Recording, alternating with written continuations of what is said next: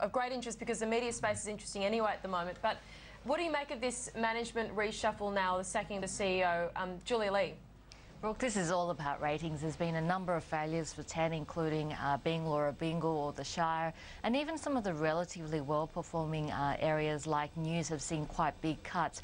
So it's all about trying to turn around that ratings. It looks like they may be trying to also appeal to a higher age demographic, and that younger demographic that 10 always appeal to is problematic because it's also the age group which is most likely to download shows and look at digital and internet content instead. In terms of capital, we know that 10's already done a couple of capital raisings in the past year, so it should be well capitalised there. We saw $200 million back in June, which was raised at 51 cents, so that's down about 43% from the last traded price now.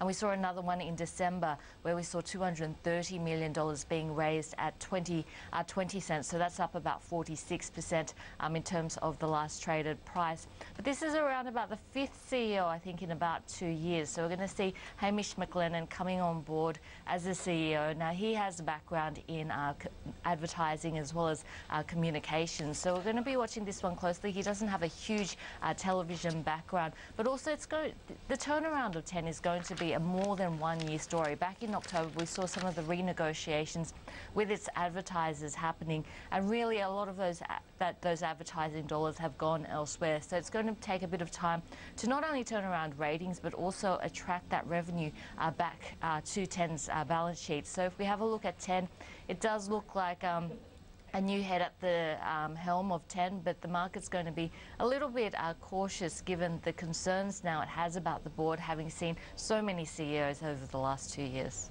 Just noting, Caltex has come in at the lower end of expectations. The guidance that they provided was for an underlying profit on a replaceable cost basis between $455 to $475 million, and they've come in at $458 million. So it is on the lower end of guidance, and this is despite a record marketing profit. We have seen some strong demand for their premium fuel products, and that means a fatter margin for Caltex in better days. We've also seen higher refiner margins in the second half. But if you're looking at buying a stock like Caltex, so many things are out of Caltex, the company's control.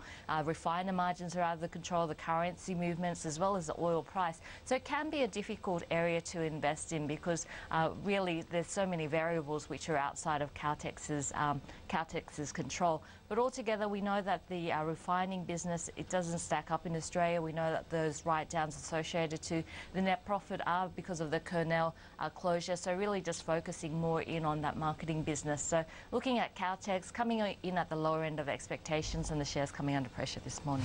a 30-year high versus sterling. Julia, have you got a sense of maybe some defensive stocks in that economy looking attractive?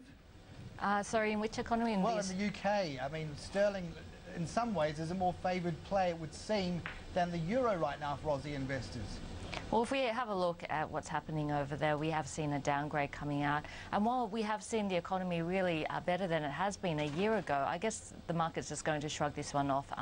We have seen some improvements coming through, even though Europe's still looking a little bit shaky. So I think it's going to be shrugged off by the market. Having a look at the Australian market this week, and this week's going to be another busy one in terms of earnings. But one area that we're watching is the energy and the material space. This is an area that's really been left behind in the recent rally that we've seen on the Australian share market. Today we are expecting once again to see underperformance by that materials as well as that energy space, and that's of a concern because these are areas which usually do well when the global economy is recovering. But it's going to be a massive week in terms of earnings.